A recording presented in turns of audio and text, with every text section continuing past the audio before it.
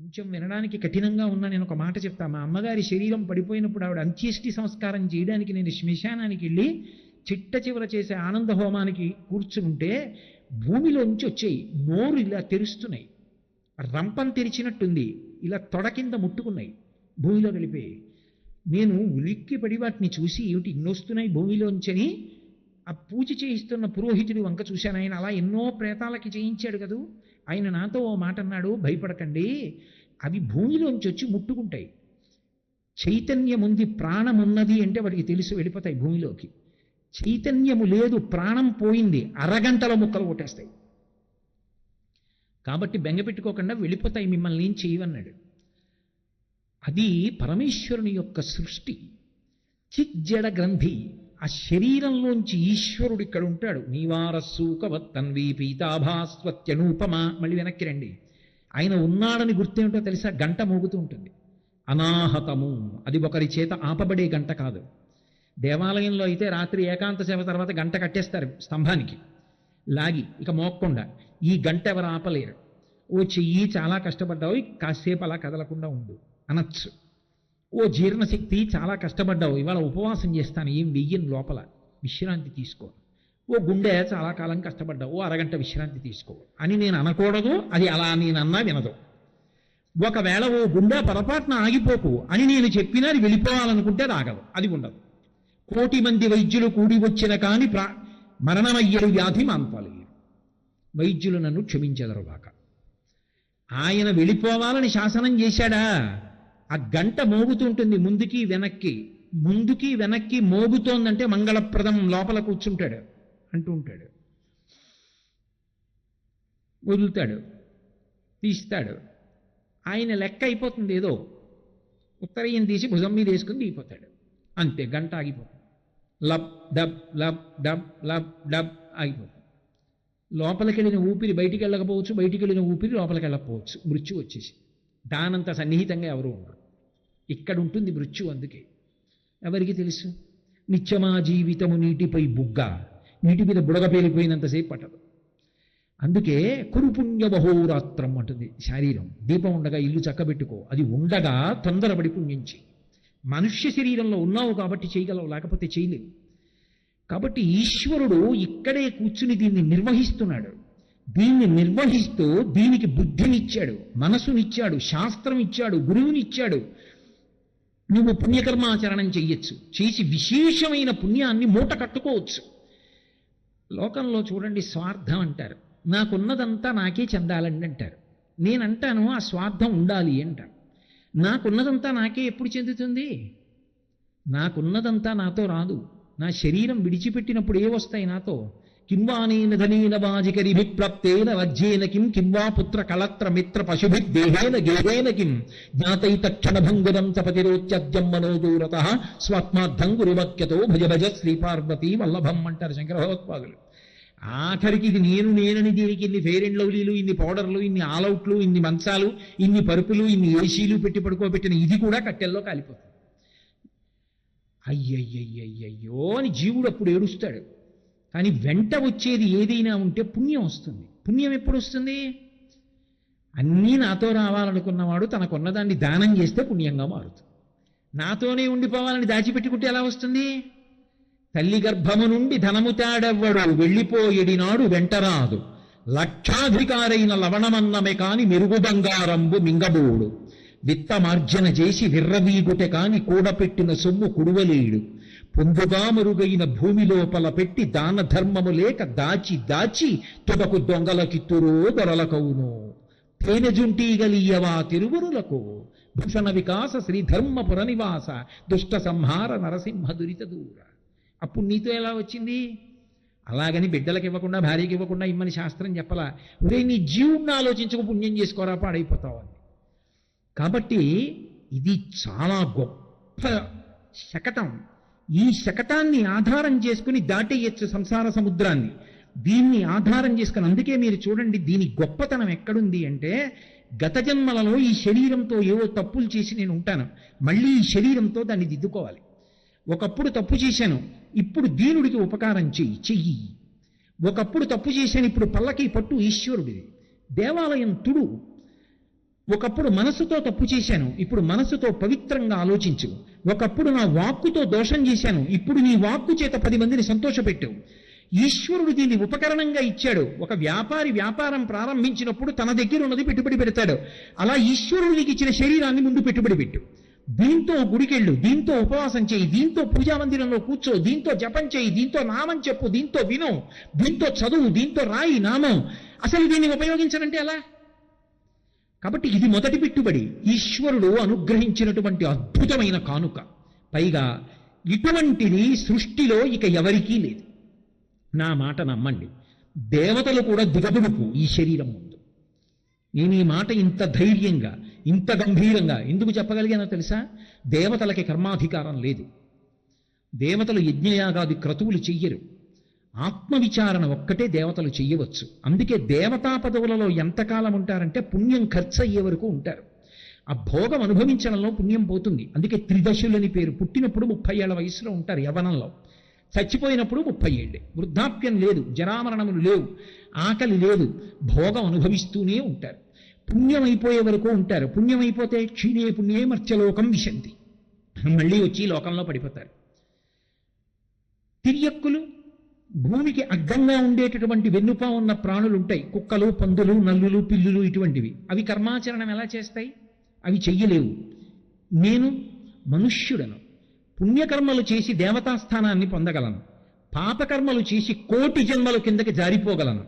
నాకు పుణ్యమో వద్దు, పాపమో వద్దు. శాస్త్రం ఎలా చెప్పిందో అలా బ్రతికి శాస్త్రవిహితమైనటువంటి భక్తితో కూడిన కర్మాచరణము చేత ప్రీతి పొందినటువంటి భగవంతుని యొక్క నిర్హేతుక కృపాకటాక్ష వీక్షణముల వలన కలిగినటువంటి చిత్తశుద్ధి చేత పాత్రతను పొంది, ఆ పాత్రత వలన భగవంతుని యొక్క అనుగ్రహము చేత నింపబడినటువంటి జ్ఞానము వలన మళ్లీ పుట్టవలసిన అవసరం లేని పునరావృత్తి రహిత శాశ్వత శివసాయుజ్య స్థితిని పొందగలడు. ఇప్పుడు మనుష్యుడు మోక్షాన్ని పొందగలడు, మిగిలిన ప్రాణులు ఎలా పొందుతాయి? మోక్షం అన్న ప్రాణమికి ఎవరికి అన్న మాట ఇంకెవరికీ అన్వయం కాదు, ఒక్క మనుష్యునికి. ఇప్పుడు మనుష్య శరీరం ఎంత గొప్పది! ఇది తాపత్రయం ఋషికి. అందుకు చెప్తున్నాడు శౌచం, దీన్ని జాగ్రత్తగా అట్టిపెట్టుకో. దీన్ని ఎందుకు జాగ్రత్తగా అట్టిపెట్టుకోవాలి అంటే, ఇది జాగ్రత్తగా ఉంటే ఇది ధర్మ సాధనం. దీనితో నువ్వు ధర్మాన్ని చెయ్యొచ్చు. ఏమండి, అందరూ ప్రవచనం చేయాలా? అక్కర్లేదు. విష్ణు సహస్రనామ స్తోత్రం చదువుకోవడానికి కష్టం ఏమిటి? లలితా సహస్రం చదువుకోవడానికి కష్టం ఏమిటి? శ్రీరామ నీ నామం ఎంత రుచిరా, ఎంత రుచి, ఎంత రుచి, ఎంత రుచిరా అనడానికి కష్టం ఏముంది? శ్రీరామ రామ రామే తిరమే రామే మనోరమే సహస్రనామ తత్తుల్యం రామనామ వరాననే. శ్రీరామ శ్రీరామ శ్రీరామ అని అనుకుంటూ ఉండడానికి కష్టం ఏముంది? ఈ శరీరంలో ఉన్న కారణం చేత ఎన్నో ఉత్తమ కర్మలు చెయ్యగలడు. ఒక్కసారి ఈ శరీరం వెళ్ళిపోయిందనుకోండి, ఇక లేదంతే. తులసీదాస్ గారు కాశీలో గంగ ఒడ్డున కూర్చుని రామాయణ ప్రవచనం చేస్తుండేవారు. ప్రతిరోజు అలా వెళ్ళిపోతుండేవాడు ఒక ఐశ్వర్యవంతుడు. ఆయన తులసీదాస్ గారి వంక చూసి, బుద్ధిహీనుడా, నీకు సమయంతో సంబంధం లేదు, అలాగే కూర్చుని రామాయణ ప్రవచనం చేస్తావు. నిన్ను నమ్మి చాలా మంది గంటల సమయం అలా కూర్చుంటున్నారు. నువ్వు ఈ పని మానేస్తే వాళ్ళందరూ చక్కగా వెళ్ళి తమ పనులు చేసుకుంటారు, ఎందుకురా ఈ రామాయణం చెప్తావు అనేవాడు. ఆయన నవ్వి రామాయణం అంతా అయిపోయాక ఆయన ఇంటికి వెళ్ళేవారు. తలుపు కొట్టి పిలిచి, అయ్యా ఒక్క శ్లోకం చెప్తాను వినండి అనేవారు. కొన్నాళ్ళు నిందించాడు. కొన్నాళ్ళు పోయిన తర్వాత వెటకారం మొదలెట్టాడు. రేపు కూడా ఈ సమయానికే రండి వింటాననేవాడు. మళ్ళీ వెళ్ళేవారు తులసీదాస్ గారు. కొన్నాళ్ళు పోయాక 1 వారం ఆగి రండి అన్నాడు. కొన్నాళ్ళు పోయాక 1 నెల పోయాక, తర్వాత 6 నెలలు, తర్వాత ఏడాది గుర్తు పెట్టుకెళ్ళేవారు. ఒక ఏడాది వెడితే అన్నాడు, వచ్చే ఏడాది కనపడండి, 1 శ్లోకం వింటానన్నాడు. ఆయన్ని ఉద్ధరించడానికి తులసీదాస్ గారు మళ్ళీ వెళ్ళారు. ఆయనకి తెలియదు ఏమిటి. తలుపు కొట్టారు. కొడుకు వచ్చాడు. నాన్నగారు రామాయణం 1 శ్లోకం వింటా అన్నారండి, చెప్పడానికి వచ్చానన్నారు. నాన్నగారు శరీరం విడిచిపెట్టి ఏడాది అయిపోతోందండి, ఇంకా సంవత్సరికాలు వచ్చేస్తున్నాయన్నారు. తులసీదాస్ గారికి ఆ శక్తి ఉంది కాబట్టి అంతర్ముఖత్వంతో, మనకి లేదు కాబట్టి వాళ్ళకు ఉండదు అనకూడదు. మనకి పైకే చూడడం వచ్చు, వాళ్ళకి లోపలికి చూడడం వచ్చు. ఆయన ఒక్కసారి తిరిగి చూశారు. ఐశ్వర్యం మీద భ్రాంతితో బ్రతికి చివర ఐశ్వర్యాన్ని తలుచుకుంటూ వెళ్ళిపోయినందుకు ఆ ఇంట్లోనే ఎద్దై పుట్టాడు. ఎద్దై ఉన్నాడు. తులసీదాస్ గారి వంక చూసి కన్నుల వెంపట నీరు కార్చాడు. 1 శ్లోకం విని రామా రామా అని ఉంటే ఏమయ్యేవాణ్ణో, వద్దు వద్దు అని నిన్ను దూరంగా తరిమి, నేను డబ్బు కోసం బతికాను, ఇదిగో ఇది అయ్యాను ఆ తర్వాత మళ్ళీ ఎప్పుడు వస్తుంది ఆ నరజన్మ? ఎప్పుడు రామాయణం వినడం, ఎప్పుడు రామాయణం చదవడం, పోనీ చదవకపోతే కనీసం రామాయణం మీద పువ్వు పెట్టి ఎప్పుడు నమస్కారం చేయడం, మళ్ళీ ఎప్పుడు ఎప్పటికొచ్చేనో ఇన్ని కోట్ల జన్మలో అయిపోయింది పెద్ద పొరపాటు అని ఎద్దు కన్నుల వెంట నీరు కారుస్తూ నిలబడింది. తులసీదాస్ గారు అయితే మాత్రం ఏం చేస్తారు? రామా అనిపిస్తారా ఎద్దుతో? వెళ్ళిపోయాడు. అందుకే శరీరము ధర్మ సాధనం. ఇది ఉన్నప్పుడు జాగ్రత్త పడిపో. ఓ నదిలో ముంచు తీసుకెళ్లి స్నానం చెయ్యి, 1-2 పువ్వులు స్వామి పాదాల మీద వేసి నమస్కారం చెయ్యి, ఓ దీపం పెట్టు, ఆర్తితో ఉన్నవాడికి పరమ ప్రేమతో ఏదైనా పెట్టు. మహాత్ములు వచ్చినప్పుడు వంగి వాళ్ళకి నమస్కారం చెయ్యి, ఆదరభావంతో ప్రవర్తించు. లేనినాడు ఇబ్బంది పడిపోతావు, అప్పుడు నిన్ను ఉద్ధరించేవాడు ఉండడు. అందుకే ఈ శరీరము యొక్క వైభవం తెలిస్తే తప్ప దీన్ని ఎందుకు జాగ్రత్తగా ఉంచుకోవాలో తెలియదు. పైగా మీరు చూడండి, శౌచము అన్న మాటకు అర్థం ఏమిటంటే అవకాశం దొరికితే పుణ్యం చేసుకోవడానికి దీన్ని సిద్ధంగా పెట్టుకోవాలి. ఇది సిద్ధంగా లేదనుకోండి, అశౌచంతో ఉంది అంటే దీనికి దేవాలయంలోకి వెళ్ళడానికి కావలసిన అధికారం లేదు. గాఢ నిద్రపోతే ఏమవుతుందంటే నవరంధ్రములలోంచి కూడా మలం పైకొస్తుంది, చెవులలోంచి గులిమి ఊరుతుంది, కళ్ళల్లోంచి పుసి కడతాయి. అలా ఉంటే గుడిలోకి వెళ్ళకూడదు, స్నానం చేయాలి. ఇప్పుడు స్నానం చేయకుండా నేను బయట తిరుగుతున్నాను అనుకోండి, ఓ గుళ్ళో ఏదో మంగళవాద్యాలు మ్రోగుతున్నాయి, ఏదో పెద్ద ఉత్సవం జరుగుతోంది, గడప దాటి వెళ్ళాలని ఉంది, శౌచం లేకుండా లోపలికి వెడితే దోషం. ఇప్పుడు లోపలికి వెళ్ళాలని ఆర్తుంది, ఎలా పెడతావు? అందుకని శరీరాన్ని శౌచంగా ఉంచుకోవాలి. వెంటనే ఓ స్నానం చేసి చక్కగా మంచి మాట ఏం వినపడుతుందో, మంచి మాట ఏం మాట్లాడే అవకాశం వస్తుందో, జన్మాంతర సౌభాగ్యం, మహాపురుష దర్శనం, వాళ్ళ మాటలు వినడం, ఏమో నిన్ను అనుగ్రహించడానికి ఎట్నుంచి వస్తాడో. ఈశ్వరానుగ్రహం కలిగిందని గుర్తేమిటో తెలుసా? ఈశ్వరుడు శంఖచక్రాలు పట్టుకొస్తాడు అనుకోకండి, ఒక మహాత్ముడి రూపంలో ఇంటికి వస్తాడు. ఊరకరారు మహాత్ములు వా రథముల ఇండ్ల కడకు వచ్చుటెల్లన్ కారణము మంగళములకు, మీరొచ్చుట శుభము మాకు నిజము మహాత్మా. ఒక మహాత్ముడు ఇంటికి వచ్చాడంటే అంత సౌభాగ్యం. నేను చెప్పట్లేదు, శాస్త్రాలు చెప్తున్నాయి. భాగవతంలో దశమస్కందంలో గర్గుడు వస్తుంటే మహానుభావుడైనటువంటి నందుడు చెప్పాడు ఈ మాట. కాబట్టి ఒక అతిథి వచ్చాడు ఆదరించు, ఒక అభ్యాగతి వచ్చాడు ఆదరించు, నీకు అవకాశం కలిగింది. ఈ శరీరము యొక్క వైభవాన్ని తెలుసుకోకపోతే దీన్ని శౌచంతో ఉంచుకోవడం సాధ్యం కాదు. బాహ్య శౌచము, దీనికి చక్కగా శౌచం ఉంచడం అంటే స్నానాదులు చేయడం. అయితే మీరు నన్ను ఒక ప్రశ్న అడగచ్చు, ఏమంటే మీరు ఇలాగే చెప్తారు కానీ జ్వరం వస్తే? నేను ఆచారకాండ మీద ఉపన్యాసం చెప్పినప్పుడు వేదంలో ఆచారకాండ ఏం చెప్పిందో 10 మాటలు చెప్పాను. శాస్త్రం ఇప్పుడు కఠినంగా మాట్లాడదు. నీకు అప్పటికప్పుడు ఒక అవకాశం వచ్చింది, స్నానం చేసి లేవు, వదులుకోవద్దని చెప్పింది. గోవిందా గోవిందా గోవిందా అనుకుని వెళ్ళు, గోవిందేతి సదా స్నానం, గోవిందనామని చెప్తే స్నానం చేసేసినట్టే. ఎప్పుడు స్నానం మానేసి గోవిందనామని చెప్పని కాదు నా ఉద్దేశం. స్నానం చేసి కాసేపు పడుకుని లేచి అనుకోకుండా ఒక మహత్తరమైన అవకాశం వచ్చింది, అప్పుడు స్నానం చేయడానికి వెడితే ఈలోగా అవకాశం పోతుంది. అప్పుడు గోవిందా గోవిందా గోవిందా అనుకుని వెళ్ళు, గోవిందా గోవిందా గోవిందా అనక్కర్లా, గోవిందా అని చాలు. అందుకే స్నానం కాకి స్నానం అంటారు. ఉత్తి స్నానం చేస్తే భగవన్నామం చెప్తూ స్నానం చేయాలి. అందులోకి ఏదో గంగే చ యమునే చైవ గోదావరి సరస్వతి నర్మదే సింధు కావేర్యో జలేస్మిన్ సన్నిధిం కురు ఆయాంతు స్నానం ద్రవ్యాన్ని చ సంప్రోక్ష్య, పూనివన్నీ చెప్పకపోయినా రామ రామ రామ అంటూనో, కృష్ణ కృష్ణ కృష్ణ అంటూనో స్నానం చెయ్యాలి. చేస్తే శరీరమునకు శౌచం కలుగుతుంది. జ్వరం వచ్చిందండి, తలస్నానం చేయకు, కంఠం వరకు చెయ్యి. కంఠం వరకు కూడా చేయలేనండి, నడుం దగ్గర నుంచి చెయ్యి. నడుం వరకు కూడా చేయలేనండి, కాళ్ళు కడుక్కో. కాళ్ళు కూడా కడుక్కోలేనండి, విభూతి చల్లుకో. విభూతి కూడా చల్లుకోలేనండి, గోవిందనామని చెప్పు. అది కూడా చేయలేనండి, స్పృహ తప్పిపోయి ఉన్నాను, కొడుకు చేస్తే సరిపోయింది. వాడు చేయడండి, నీ కర్మ, అలాంటి కొడుకుని కర్మ. అంతకన్నా ఇంకా చెప్పడానికి ఏముండదు. గత జన్మలలో పాపం తీసేయడానికి వాడు రాక్షస రూపంలో కొడుకుగా వచ్చాడని సంతృప్తి పడిపోవాలి. కాబట్టి కొడుకు ఎందుకు ఉండాలని కోరుకుంటారంటే అందుకు. ఇన్ని అవకాశాలు ఎందుకు కల్పించింది అంటే శౌచాన్ని నిలబెట్టుకోమంది శాస్త్రం. అభ్యంతర శౌచం అని ఒక మాట. అభ్యంతర శౌచం అంటే లోపల శౌచంతో ఉండడం. లోపల శౌచం అంటే పైకి చాలా అందంగా చక్కగా స్నానం చేసి చక్కగా విభూతి పుండ్రాలు పెట్టుకుని, బొట్టు పెట్టుకుని, ఏదో పెద్ద అంచు పంచోటు కట్టుకుని, లాల్చీ వేసుకుని, మెళ్ళో పూలదండ వేసుకుని, నాలా మైకి దగ్గరికి వచ్చిన ఉపన్యాసాలు చెప్పేస్తే అభ్యంతర శౌచం ఉన్నట్టే నాకు కాదు. అభ్యంతర శౌచం ఉన్నది అని ఎప్పుడు చెప్తారంటే మనసు యందు కొన్ని కళ్యాణ గుణములను ప్రయత్నపూర్వకంగా తెచ్చుకోవాలి. అసహనము తగ్గించుకుని ఓర్పు పెంచుకోవాలి. ఓర్పు ఎందుకు పెంచుకుంటారు? అసహనం ఎందుకు వస్తుంది? ఓర్పు ఎందుకు పోతుంది? ఓర్పు పోయిందంటే కోపం వస్తుంది. ఎందుకు వస్తుంది? వాడు తప్పు చేశాడు. మంచిదే, వాడు తప్పు చేశాడు, నువ్వు కోప్పడుతున్నావు.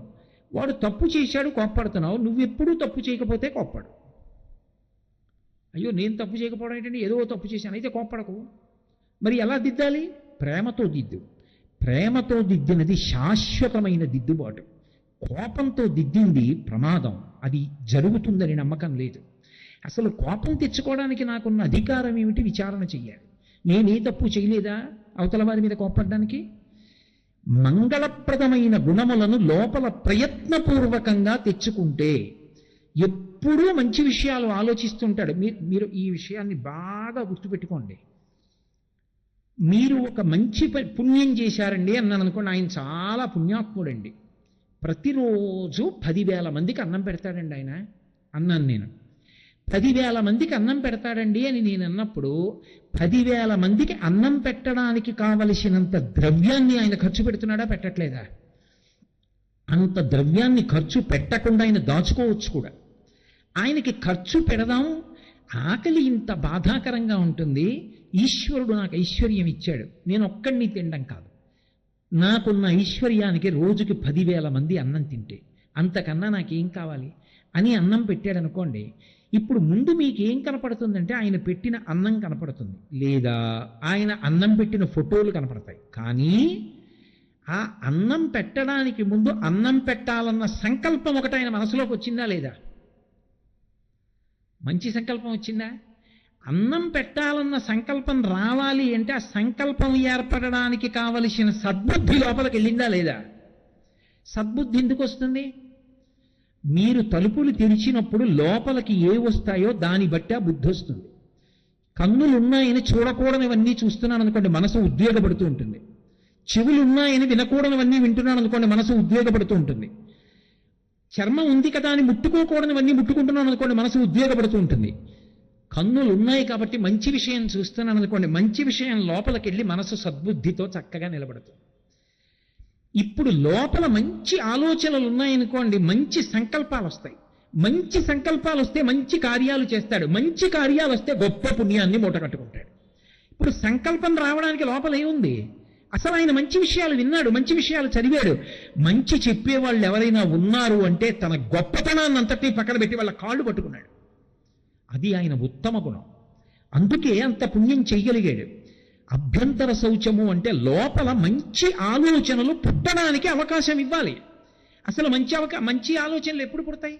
5 ద్వారాల్లోంచి లోపలికి చెడు విషయాలే వెళ్ళిపోతున్నాయి అనుకోండి.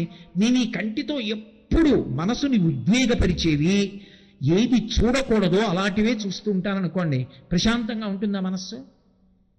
నేను ఈ చెవితో ఏవి వినకూడదో అవే ఎప్పుడు వింటుంటాను అనుకోండి, ప్రశాంతంగా ఉంటుందా మనస్సు? నేను నా నోటితో ఏవి మాట్లాడకూడదో అవే మాట్లాడుతూ ఉంటాను అనుకోండి, ప్రశాంతంగా ఉంటుందా మనస్సు?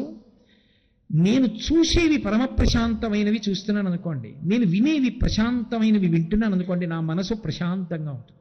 ప్రశాంతమైన మనసులోంచి ఉత్తమమైన సంకల్పములు పుడతాయి. ఉత్తమమైన సంకల్పముల వలన ఉత్తమమైన కార్యములు జరుగుతాయి. ఉత్తమమైన కార్యముల వలన జీవుడు పుణ్యాన్ని పొందుతాడు. అభ్యంతర శౌచము అన్న మాటకు అర్థం ఏమిటంటే 5 ద్వారములను జాగ్రత్త పెట్టి లోపల మంచి గుణాలని ప్రయత్నపూర్వకంగా పెంచుకో. తప్ప అవి నీకు అకస్మాత్తుగా రాత్రికి రాత్రి రమ్మంటే రావు, ముహూర్తాలు పెట్టుకుంటే రావు. రేపు మా ఇల్లు కట్టడానికి శంకుస్థాపన చేస్తానండి అంటే ముహూర్తం పెట్టుకో, మంచిదే. నేను కొత్తింట్లోకి గృహప్రవేశం చేస్తానండి, ముహూర్తం పెట్టుకో, మంచిదే. కానీ రేపటి నుంచి నేను అన్ని మంచి పనులు చేస్తామనుకుంటున్నానండి ముహూర్తం పెట్టుకోకు. అది సాధ్యం కాదు. అలాగా ముందు సంస్కారాన్ని ఏర్పాటు చేసుకోవాలి. మంచి గుణములను లోపల అలవాటు చేసుకోవాలి. అది దేని వలన వస్తుంది? సత్సంగం వల్ల వస్తుంది. మంచి పుస్తకాలు ఇంట్లో పెట్టుకో. మహాత్ములు వ్రాసినటువంటి పుస్తకాలు చదువు. వాళ్ళ యొక్క మాటలు వింటుంటే, వాళ్ళ పుస్తకాలు చదువుతుంటే నీ మనసు ప్రశాంతంగా ఉంటుంది. నువ్వు ప్రశాంతంగా ఉంటే నీ చుట్టూ ఉన్న వాళ్ళందరూ ప్రశాంతంగా ఉంటారు. పరహితము చేయునెవ్వడు పరమహితుండగును భూత పంచకమనకున్ పరహితమే పరమధర్మము పరహితునకు నిదురు లేదు పర్వేందుముఖి అంటాడు శివుడు పార్వతీదేవితో భాగవతంలో. ఎవడు ఎప్పుడూ కూడా ఇతరులకు ఏం ఉపకారం చేద్దాం, నా వల్ల ఎవడు సంతోషిస్తాడు, సంతోషించడానికి ఒక మంచి పని చేస్తానా అని ఆలోచించేవాడు ఉన్నాడో వాడు ఉన్న చోట పంచభూతములు ప్రశాంతంగా ఉంటాయి. గాలి వ్యగ్రత పొందదు, తుఫాన్లు రావు, సముద్రాల్లో బీభత్సం రాదు. అమెరికా సంయుక్త రాష్ట్రాల్లో అన్ని రకాలైన సుడిగాలులు వస్తాయి, అన్ని తుఫాన్లు వస్తాయి, అన్ని భూకంపాలు వస్తుంటాయి. నాకు అక్కడ నుంచి వచ్చిన వాళ్ళు చెప్తుంటారు, మాకు సుడిగాలులు వస్తాయండి, ఊళ్ళకు ఊళ్ళు వెళ్ళిపోతూ ఉంటాయండి అంటుంటారు. భారతదేశంలో ఎప్పుడైనా మీరు అలా సుడిగాలులు రావడం విన్నారా? కారణం ఏమిటో తెలుసా? ఇక్కడ పుట్టి పెరిగిన మహాత్ముల యొక్క స్థితి. ఇప్పటికీ ఉన్నారు మహాత్ములు, వాళ్ళు ఉన్న కారణం చేత మనం కూడా బతికేస్తున్నాం. కాబట్టి అభ్యంతర శౌచము అంటే లోపల మంచి గుణములను ప్రయత్నపూర్వకంగా ఏర్పాటు చేసుకోవాలి. చిత్రం ఏమిటంటే అభ్యంతర శౌచం మనిషికి బాగా పెరిగిపోయిందనుకోండి, బాహ్య శౌచాన్ని కూడా ఈశ్వరుడు పట్టించుకోడు. అసలు బాహ్య శౌచం గురించి పట్టించుకోవడానికి అతనికి కూడా అవకాశం ఉంటుంది. ఎప్పుడు భగవన్నామని చెప్పుకుంటూ పొంగిపోతున్నాడు అనుకోండి, ఒక్కొక్కసారి స్నానం చెయ్యాలని కూడా అనిపించకపోవచ్చు, ఒళ్ళు చెమట పట్టు ఉండొచ్చు. అప్పుడు ఈశ్వరుడు ఈ శరీరాన్ని చూడడం, లోపలి శౌచాన్ని చూస్తాడు. చూసి అయ్యయ్యో వీడు ఇన్ని మంచి గుణాలతో ఉన్నాడు, ఇంత మంచి బుద్ధితో ఉన్నాడు, వెంట పడతాడు. నేను మీకు ఒక ఉదాహరణ చూపిస్తాను. భాగవతంలో కుచేలోపాఖ్యానం ఉంది. కుచేలోపాఖ్యానాన్ని చెప్పడం మొదలుపెట్టాడు శుకమహర్షి పరీక్షిత్తుకి. ఏం మామూలుగా మొదలుపెట్టల. ఆయన అన్నాడు, కని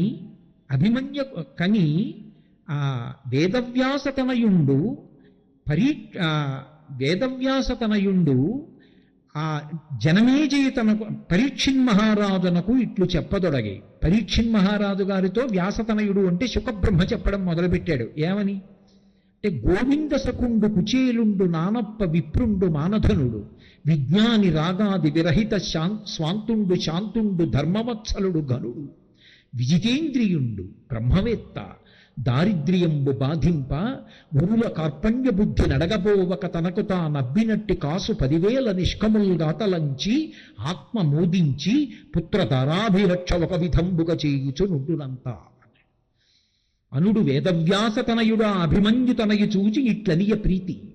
వేదవ్యాసతనయుడంటే శుకుడు, అభిమన్యుతనయుడంటే పరీక్షిత్తుకి చెప్తున్నాడు. కుచేలుడి వ్యాఖ్యాన కథ చెప్తానల్లా. గోవింద సకుండు కృష్ణుడి మిత్రుడు, గోవింద సకుండు కుచేలుండు నానొప్ప విప్రుండు మానధనుడు. ఆ కుచేలుడు ఎంత గొప్పవాడో తెలుసా? మానధనుడు, నానొప్ప విప్రుండు మానధనుడు. ఆయన విజ్ఞాని, రాగాది విరహిత స్వాంతుండు శాంతుండు ధర్మవత్సలుడు ఘనుడు. ఆయనకి ధర్మం అంటే అంత ప్రీతి, ఆయనకి రాగం లేదు, ఆయనకి కోరిక లేదు, తీరలేదని ఏడుపు లేదు. విజ్ఞాని, విరహిత స్వాంతుండు శాంతుండు. ఆయన బ్రహ్మవేత్త, ఎప్పుడు బ్రహ్మమును గురించి ఆలోచిస్తూ ఉంటాడు. కడుపుకు తిన్నానా తినలేదా లేదు, మంచి బట్ట కట్టుకున్నానా కట్టుకోలేదా లేదు. ఆయన బట్ట ఎలా ఉంటుంది అంటే నీళ్లల్లో పెట్టి పైకి తీసి ఇలా పిడిస్తే వెంటనే పిట్లిపోతుంది, ముక్క ముక్కలైపోతుంది. అంత పాత బట్ట. కుచేలుడు ఆయన పేరేమిటో, బట్ట అలా ఉంటుంది. అలాంటి బట్ట అయినా దారిద్ర్యంబు బాధింప, దారిద్ర్యం ఆయన్ని బాధించింది, ఆయనకి తెలియదు. ఎందుకనంటే ఎప్పుడూ భగవంతుని గురించి ఆలోచిస్తూ పొంగిపోతుండేవాడు. దారిద్ర్యంబు బాధింప వరుల కార్పణ్య బుద్ధి నడగబోవక తనకు తానబ్బినట్టి కాసు 10,000 నిష్కములుగా తలంచి ఆత్మ మోదించి పుత్రధారాభిరక్ష. పరమ సంతోషంతో భార్యాబిడ్డల్ని పోషించుకుంటూ రూపాయి దొరికితే ఇది 1,00,00,000 రూపాయలని ఆనందపడ్డాడు తప్ప ఇంకొకళ్ళ దగ్గరికి వెళ్ళి చేజాపి అయ్యా నాకు లేదు మీరు ఇవ్వండి అని అడగలేదు. అంతటి మహాత్ముడు. కుచేలుడు గురించి తక్కువ చేసి మాట్లాడలేదు భాగవతంలో, అంత గొప్పగా పరిచయం చేశారు. దారిద్ర్యంబు బాధింప వరుల కార్పణ్య బుద్ధి నడగబోవక తనకు తానబ్బినట్టి కాసు 10,000 నిష్కములుగా తలంచి ఆత్మమోదించి సంతోషపడిపోయి, చాలు ఇవాళ ఈ రూపాయి నాకు ఈశ్వరుడు ఇచ్చాడని పుత్ర దానాభిరక్ష ఒక విధంబుగా చేయుచు నుండునంత. చాలా పెద్ద పోషించేశాడని లేదు, ఏదో పోషిస్తున్నాడు భార్యా బిడ్డల్ని, బతుకుతున్నారు అలా. భార్య ఏమిటండి దరిద్రం, ఏమిటి మీ జపం మీరును అనలేదు. అయ్యో పిల్లలకు అన్నం లేదండి, మీ మిత్రుడు అంత ఐశ్వర్యవంతుడు కదా, ఒకసారి కృష్ణ దర్శనానికి వెళ్ళండి అని ఆవిడ ఒక మాట అంది. ఆవిడెంత భక్తి తత్పరాలండి. కలలోనంతన్నున్నెరుంగని మహాకష్టాత్ముడైనట్టి దుర్బలుడాపత్సమయంబునం నిజపతాబ్జాతంబు బుల్లంబునం తలపన్ అంతన వచ్చి ఆర్తిహరుడై తన్నైన ఇచ్చున్ సునిశ్చల భక్తిభావమునం భజించు వారికెడడే సంపద్విశేషోన్నతులు. కలలో కూడా భగవంతుడి పేరెత్తని వాడు కూడా ఆపద వచ్చినప్పుడు ఈశ్వరాన్ని పిలిస్తే పరిగెత్తుకొచ్చి రక్షిస్తాడే, అటువంటి వాడు భక్తితో మీరు వెళ్ళి నిలబడితే అడగాలండి, ఇస్తాడు, వెళ్ళండి అని. ఆయన అడగడానికి వెళ్ళలేదు. ఆయన అన్నాడు, నీవు చెప్పిన ఎట్లు రాజీవనేత్రు దర్శనంబు చేయుట పరమభాగ్యంబు. కానీ ఆ సుదర్శన హస్తునకి ఇచ్చుటకు మనకేమీ కలదు. ఆ చక్రం చేత్తో పట్టుకునేవాడికి ఏదైనా ఇవ్వాలి కదా, మిత్రధర్మం స్నేహితుడి దగ్గరికి వెడితే అలా ఇవ్వాలి, ఇవ్వడానికి నా దగ్గర ఏముందన్నాడు. ఆవిడ ఎందుకు అసిన అటుకులు ఉన్నాయి, గట్టిగా మూట కడితే పిట్లిపోతుంది బట్ట. ఆ ఉత్తరీయం వేసుకుని అటుకులు పట్టుకుని వెళ్ళాడు.